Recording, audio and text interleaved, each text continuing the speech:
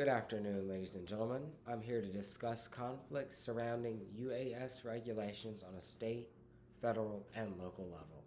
My name is Austin Harvey. Right, we'll begin on an introduction on what a UAS is. A UAS stands for Unmanned Aerial Systems, commonly known as drones. They have become widely popular for both personal and commercial use. They are regulated on a state, local, and federal level. Said regulations are not standardized even among states or localities. These regulations have gray areas that I intend to discover and propose a way to standardize them.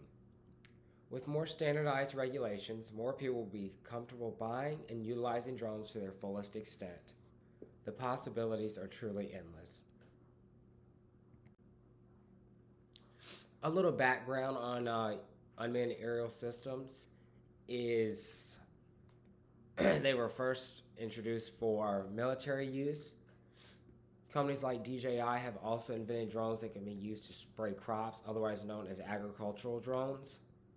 Most drones are equipped with cameras that can be used to do aerial surveillance, making movies, or even real estate photography. Some drones have been used in remote places to deliver blood and medical supplies. The possibilities are endless. If we do look at these two pictures here, we do see one drone carrying a box and another drone spraying crops. These drones are the larger size that can weigh several hundred pounds. They're small consumer drones that can weigh less than half a pound. So it's truly a vast difference on the usage, the size, and the technology. Right, so when drones started to become very popular for both commercial and personal use, the FAA had to quickly come up with regulations. The FAA's main concern is protecting the national airspace system. That airspace system is every bit of the airspace that all aircraft use, whether it's commercial aircraft, general aviation, or even a drone. A drone has the potential, if not flown correctly, to cause serious injury or accidents to aircraft or people on the ground. State and local regulations focus more on privacy and physical threats. Okay, so one of the physical threats that I'm talking about is damage threats. In this picture, it shows damage probably from a hurricane or some kind of storm. That is not to the extent of what a drone could cause. However, a drone could cause an aircraft to crash, causing catastrophic damage. Most drones do have cameras, and a lot of states are very concerned with breach of privacy because you're able to fly a drone up to someone's window and look right into their home, fly over their house and look onto their property. It's no more sneaking around like people used to do when they spied on things. Okay, so we're going to talk about the differing viewpoints on a federal, state, and local level. Both states and localities can have their own regulations in addition to the federal regulations set forth by the FAA on drone usage. Once again, the FAA's main point with the regulation of drones is to protect the national airspace system. This helps protect the aircraft that are flying as well as their occupants and the people on the ground. The FAA is also concerned about the pilots of unmanned aerial systems.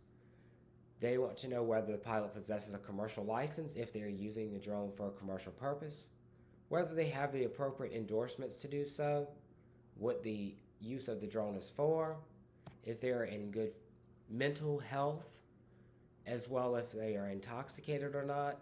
There are a lot of regulations, not only on flying drones in general, but on the pilot in command of the drone. We're going to take a look at the state regulations on drones. States differ drastically, whether they're located right next to each other or across the country, depending on geographic location, the terrain, or just the local legislature. But as the states are concerned, it's more about privacy than airspace safety. when we think about the local regulations on drones, there are very little nuances. One state, I believe it's Virginia, has a regulation about launch and landing zones of drones and where you can launch and land your drone. Other states have several regulations in localities just because of certain historical things or things that people just do not know why it's a law, but it just is. So it's little nuances that people have to work around or not use the drone at all because of these regulations. Right, a couple cases came to mind when I was researching for this presentation. In the National Press Photographers Association versus McCraw, citizens cannot use the First Amendment right of free speech to justify warrantless use of drones for private individuals. The Long Lake Township versus Todd Maxon argued that photographs were obtained illegally because a warrant was not issued, tying into the National Press Photographers Association versus McCraw. And in the state of Alaska versus John Williams McKelvey III, Alaska state troopers used telephoto lenses from a drone without a search warrant to obtain photographs of McKelvey's yard. According to relevant recent case law, laws regarding drones do not supersede individuals' rights as citizens in regard to their privacy. So there's a lot of misconnection here with drone laws in terms of laws for the people as well as rights. The Fourth Amendment plays a lot into what I just discussed in the previous slide.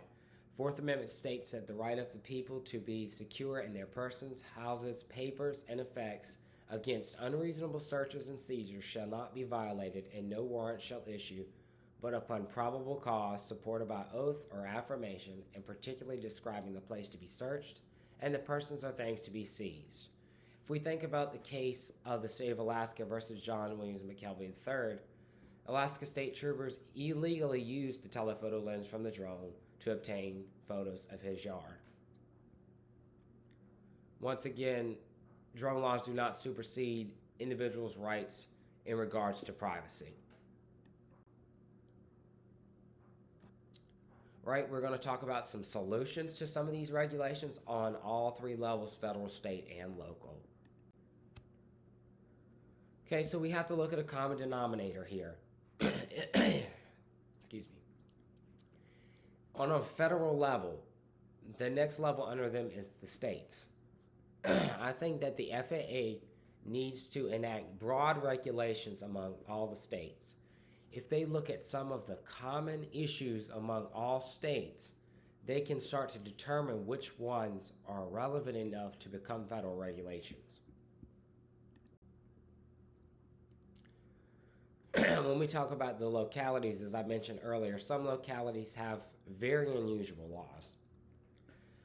I believe that the state should make all localities adopt the same regulation or have no locality regulations at all. They need to make it even across the board. That's going to lead into my next slide. So several businesses use drones for tasks that used to be too time-consuming or dangerous with using actual human beings. When I thought of this, I thought of roof companies or insurance companies that inspect exteriors of buildings. It is much cheaper, faster, and safer for a drone to fly around a roof, taking a look at shingles or any other building material to determine if repairs need to be made or if it needs to be replaced. When we think of a small business, that business may be close to several localities. One of those localities may have some kind of regulation that prohibits flying around a building if that's what they're using the drone for. Maybe there is one regulation in each locality that just doesn't make sense for the company to still use a drone for this, and they'd rather go back to the old school way of things. If these localities did not differ drastically in regulations, or if they did not have local regulations but only the state regulations, some companies may decide that it is worth investing the time and money into drones and the training of operations of drones. But that's what you have to consider here is the pros and cons. If the localities near you or the states near you in which your business is in does not allow you to do everything that you need to do with your drone, it's just not worth having it.